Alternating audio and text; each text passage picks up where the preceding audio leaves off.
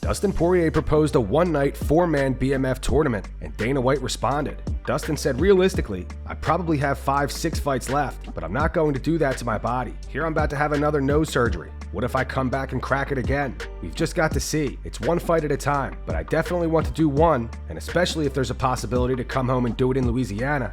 That's where I'd love to lay the gloves down. On the BMF tournament, Dustin continued, now that excites me, because that kind of stuff is for the dogs. That's like old Pride days or Grand Prix. That's a real BMF. If you could fight a tournament in one night, multiple opponents, that's the definition of BMF. That would be it. If they put that together, and it was a one-night tournament, that would be it. Justin Gaethje, Dan Hooker, and Max Holloway maybe. That's a bloodbath. Do it on Friday the 13th. Dan Hooker responded to Dustin. He said, don't threaten me with a good time. And here's what Dana White had to say about this idea after the Contender Series last night. Dustin Poirier proposed a four-man tournament for the BMF title. Him, Gaethje, Max, and Dan Hooker. Is that something you'd ever consider? I mean, it's BMF, so you can make up your own rules. Sounds fun. Never thought about it, but yeah, I love it.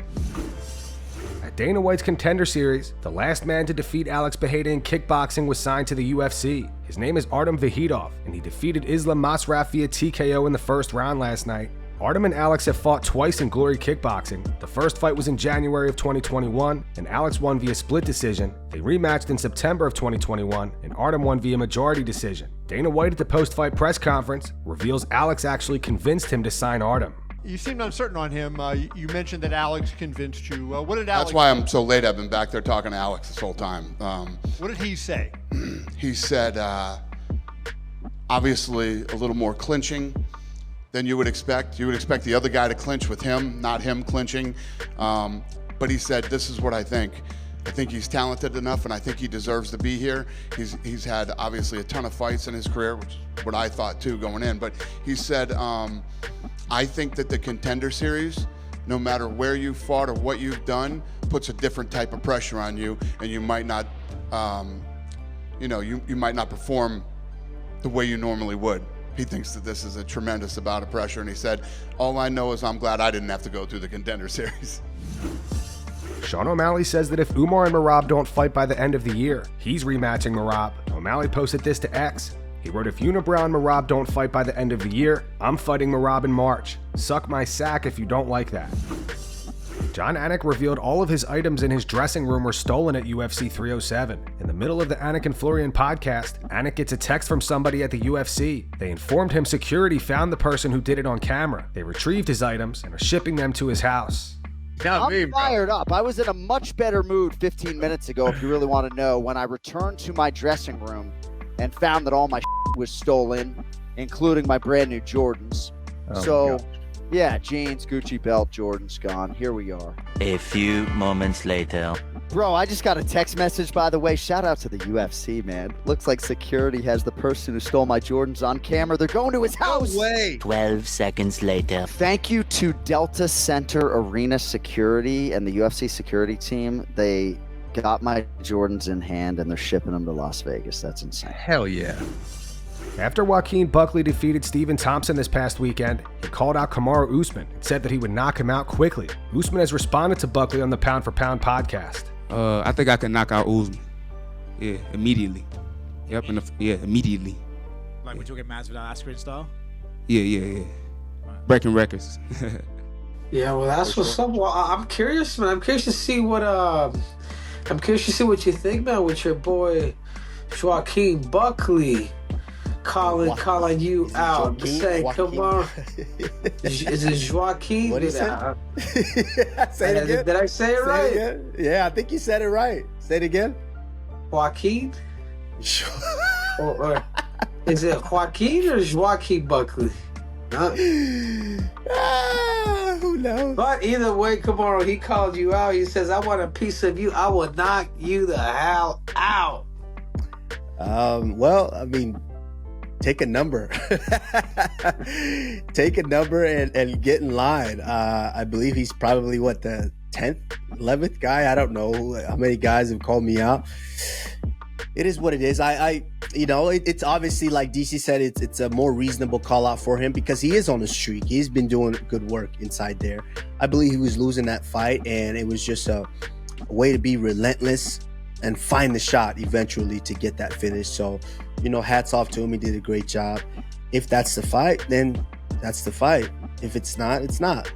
Obviously right now I'm working on myself and trying to get myself back because I fought injured for so long to where I achieved all the things that I achieved. But at some point it does catch up to you and you have to sit down and correct some of those mistakes. But like I said, I ain't going nowhere. I'm still here.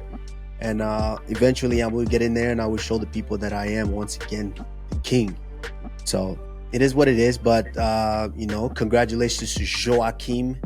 How'd you say, Henry? Joaquin? Joaquin, right? Joaquin? But yeah, congratulations to him. Khalil Rountree is eyeing a fight against Jamahal Hill next. Khalil says that fight is pretty much inevitable.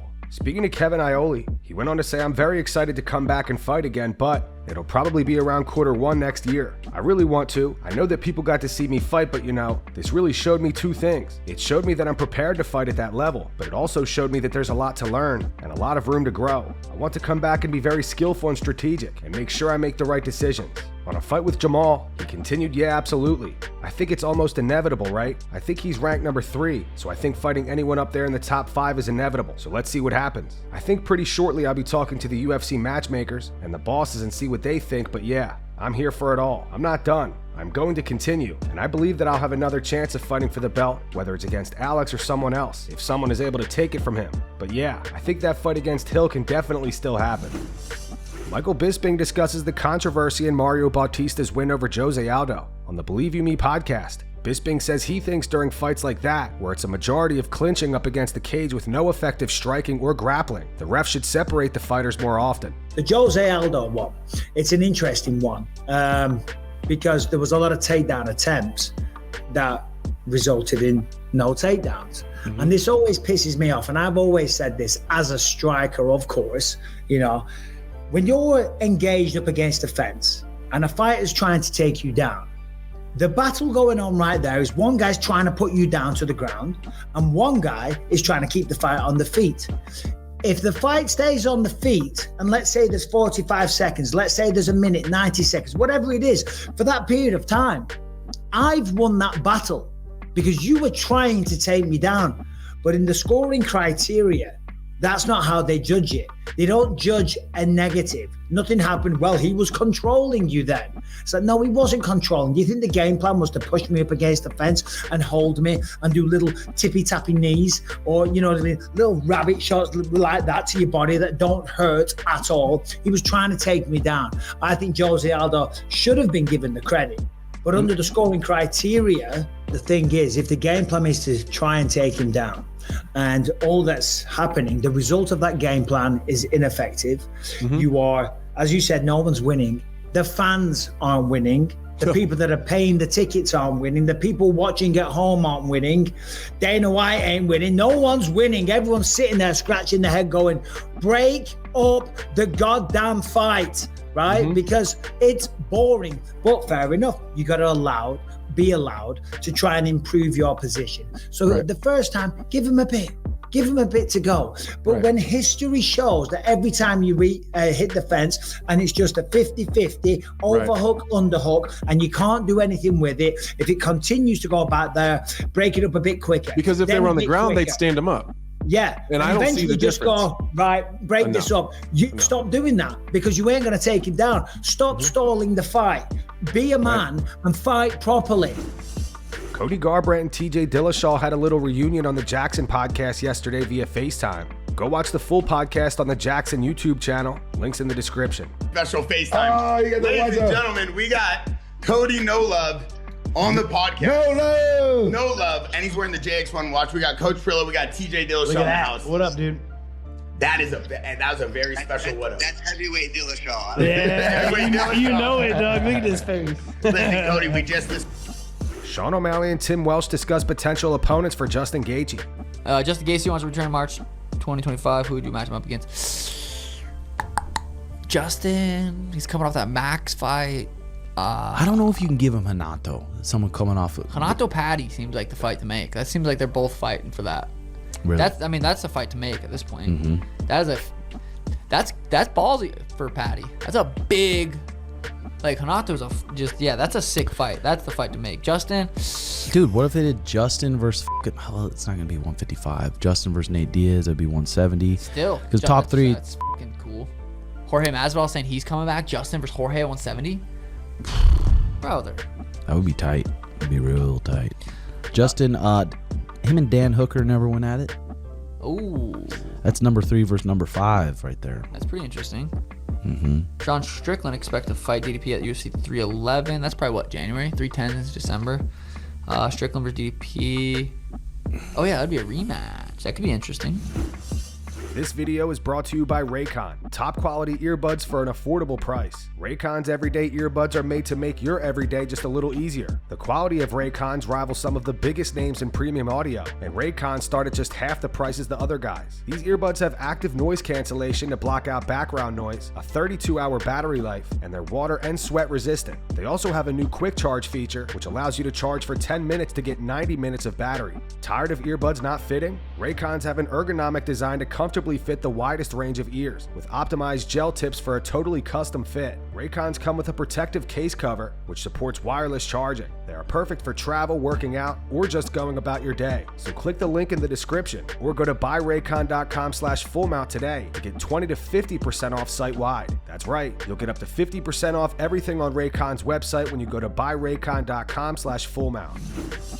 Conor McGregor wants to see Alex Pereira versus Jon Jones. Conor thinks Alex would give Jon some problems. Speaking to the Schmo, Conor said, "I think he poses a lot of problems for Jon Jones also. That's a dangerous style for Jon, but it's a decent one for him because he's not so big. Jon is new to the heavyweight division. Jon, he had a nice one against Cyril Gane, but he's still untested at heavyweight, and I'm sure in the back of his mind, he has that thought that some of the guys are really big, and Alex is a nice one. I'd be very excited to see that bout take place, for sure." Recently, Dana White stated that Francis Ngannou would have made more money if he re-signed with the UFC than he made in boxing. Dana said that he knows the real numbers Francis made. Francis responded to Dana today and says that that's a lie. Because why? I don't give a What's the difference? I just think it's interesting for people to realize. Because I know all the that you people don't know. And I don't care what everybody says. It doesn't matter to me. But that's a fact. He was offered more money. Because I know the real numbers. I know the real numbers. Francis responded saying, "Well, unless he was the one writing me the check, I don't see how he can know that. But me as the inside one that was receiving the money after the UFC, from what the UFC was proposing, it was just a trap. It wasn't a solid contract as well, so that's a lie." And that's going to wrap it up for the news. Thanks for watching. For daily MMA news and content, subscribe to Full Mount MMA and click the bell icon to be notified when we post videos. Here are the 3 top comments from last video. The first one says, "Dude, the f*** you showing us Nunes dancing for?" The second one's from Pablo. It says, "So O'Malley thinks Mario won this fight, but believes he beat Merab. The joke tells itself." And the final one's from Zexter33. It says, "If anybody can become a UFC 3-weight division champion, it's Alex Pereira." Those were the 3 top comments from last video. If you want to be featured in the next one, all you have to do is comment down below. And if you missed yesterday's news, click the video on screen right now to get caught up.